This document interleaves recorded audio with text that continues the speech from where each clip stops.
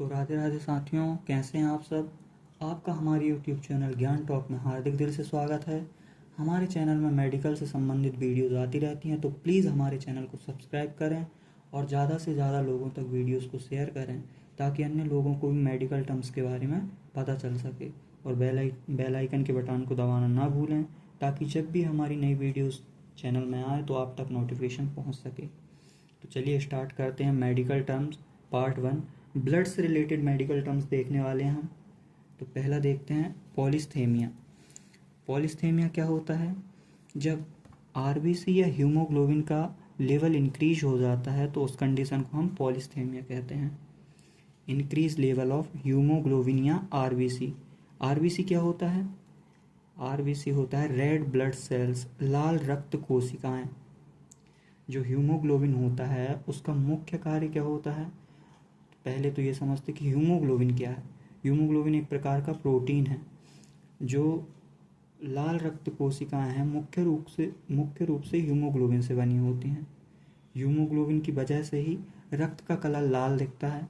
Haemoglobin का कार्य शरीर के टिश्यूज तक ऑक्सीजन को पहुंचाना और टिश्यूज से कार्बन डाइऑक्साइड को लंग्स तक वापस लाना, ये हीमोग्लोबिन का मुख्य कार्य है।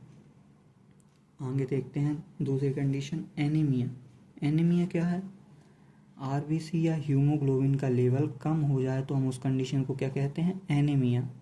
एनीमिया को हम रक्तहीनता भी कहते हैं। खून की कमी भी हम इसको कह सकते हैं, खून की कमी। आरबीसी या हीमोग्लोबिन का लेवल कम हो जाता है तो हम उस कंडीशन को एनीमिया कहते हैं। तीसरी देखते हैं ल्यूकोसाइटोसिस। ल्यूकोसाइटोसिस क्या है? Increase level of WBCs।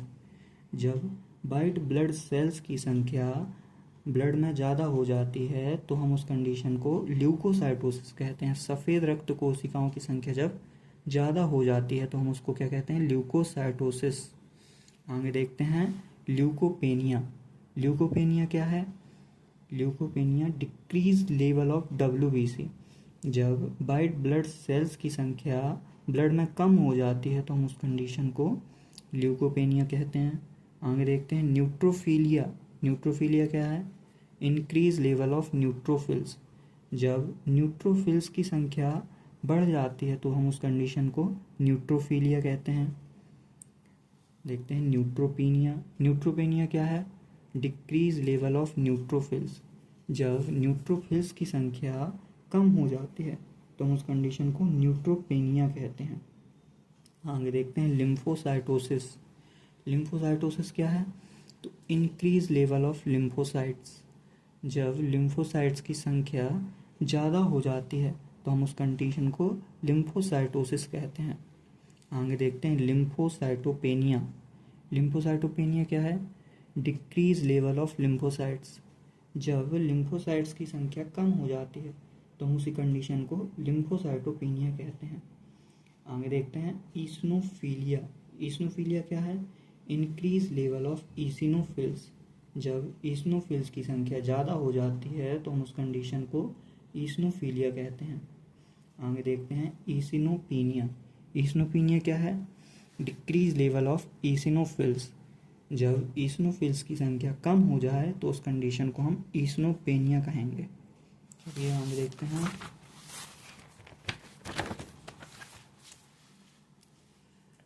Thrombophilia. Thrombophilia क्या है? Increase level of platelet. जब प्लेटलेट की संख्या हमारे ब्लड में ज़्यादा हो जाती है तो तब उस कंडीशन को हम थ्रोम्बोफिलिया कहते हैं। आगे देखते हैं थ्रोम्बोसाइटोपेनिया। थ्रोम्बोसाइटोपेनिया क्या है? Decrease level of platelet.